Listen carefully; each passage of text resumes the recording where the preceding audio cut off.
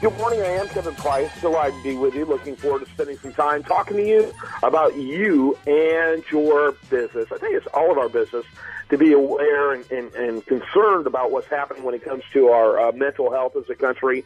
We work hard, but we work hard to take care of ourselves and our families. And one issue that's become really concerning to me is the over-medication of people when it comes to ADHD and other issues, mental health related. And we brought on Frank Granett. He is a pharmacist and a leader with an organization called CAOOY.org. It's a group that is really tackling this issue. And we partnered with them in making the Price of ADHD Business. It's an ongoing series we do here on our program. And as always, Frank, glad to have you on the program. CAOOY.org. Tell the organization about that and then introduce your great guest.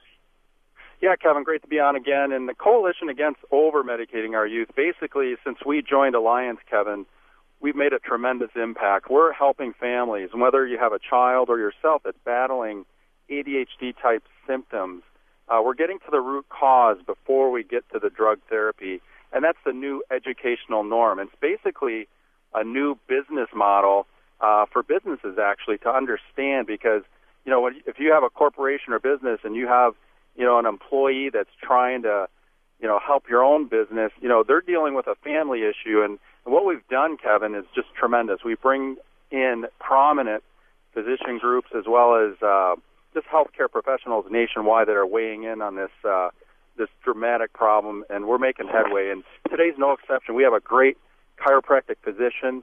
He comes to us from Detroit, Michigan. He's voted the top chiropractic physician by Detroit's Hour magazine.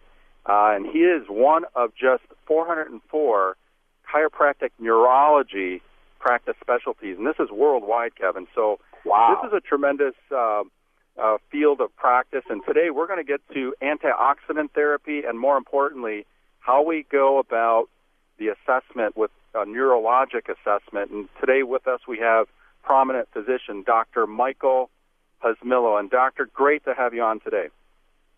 Thank you very much for having me on today, Frank and Kevin. Great to be here. Glad to have you on. Tell us a little bit more about your practice before we get started. As Frank said, Kevin, we are a chiropractic neurology center.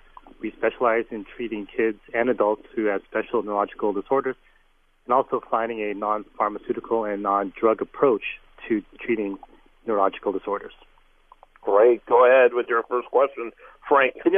Dr. Husmillo, we've talked off air and about this issue about what's the assessment. In other words, if a child or even an adult comes into your group, and how are you going about that assessment process on a neurological side, especially with testing their reflexes, and then basically how do you go about initiating that treatment process? What's involved in that in a brief way?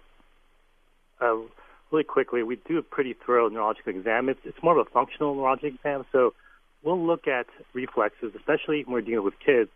There are these things called primitive reflexes that newborns have, but as they start to age after infancy, they start to go away.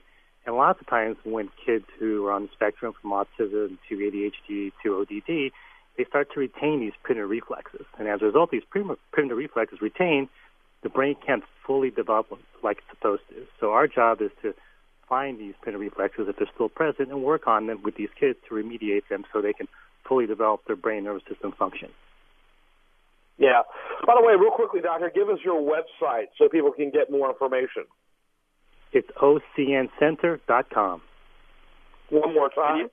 And Dr. Husmillo, when you have this child, let's say we're dealing with oppositional defiance disorder, and at my hospital and the families we deal with, many of our children out there are basically battling this kind of symptom, if you will. How long is that treatment process, like from assessment? Kind of take us through real quick. Is it a relatively quick assessment that you can tell exactly what part of the brain is actually misfiring or not firing or needs development? Yes, through our examination, our assessment, Frank, it takes about an hour and a half, and we do a variety of tests to figure out which area of the brain nervous system needs to be worked on. After we figure that out, we then will sit down with the parent and discuss possible treatment plans for them. And actually, each kid is individualized, so each kid could take 3 to 4 weeks. Some kids may take as long as 6 months, depending where they are on their assessment. Yeah, do you have a prominent success story? If you were all the years you've been practicing, is there one child or a case that basically stood out in your mind as far as how you helped that child? Well, actually, there was this one child. Actually, he just came back on Saturday to visit with us, but he started with me when he was 5 years old, and his biggest problem with him was his parents felt he was not emotional. He would just kind of talk to you, but there was no emotion behind his words. And as he started with us, we saw a lot of retained printed reflexes. He had poor balance, poor coordination, poor eye contact.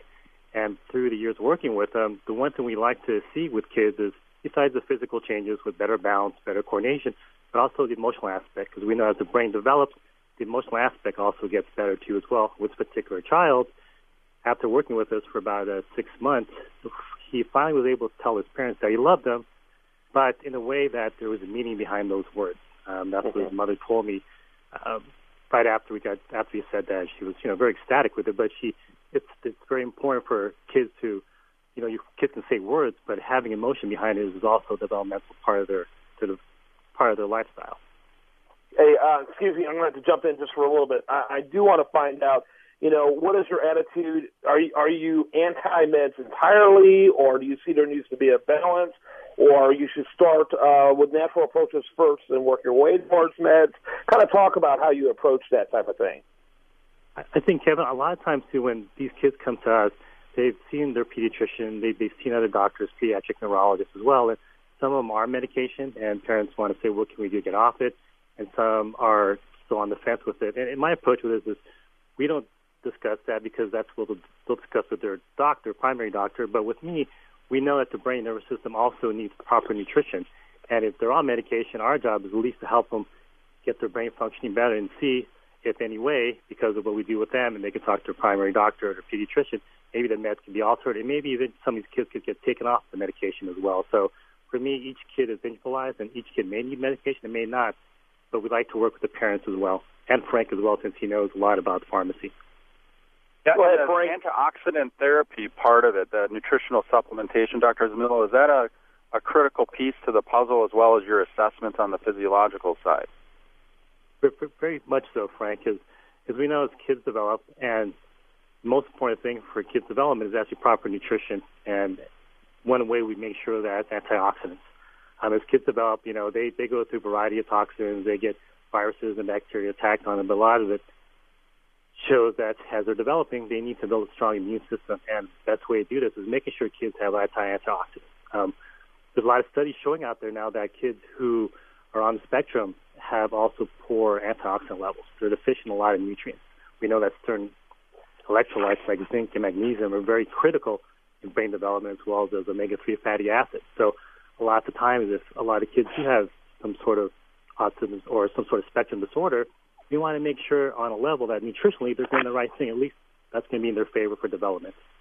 Do you want to mention again that the website is www, and I'm just going to spell it out, OCNCenter, CENTER.com.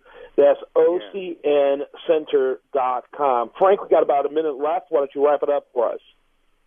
Yeah, Kevin and Dr. Husmillo, it's great to have, our population basically understanding these assessments going forward before we get, especially the young child population, on premature drug therapy. The long-term risks are now known with these type of stimulants as well as antipsychotic meds. So what we're doing, Kevin, you and I, what we've embarked upon is basically just tremendous, I think. And as time goes on, we're going to help many, many more families get their kids and their families back on track. And Dr. Husmillo, thanks again for being on. Great stuff. Thanks to both of you gentlemen. And you can also learn more about Frank over at CAOOY.org. And plus, we've got tons of great articles at the national news website, USDailyReview.com. Make sure you check that out, too. More after this, right here on The Price of Business.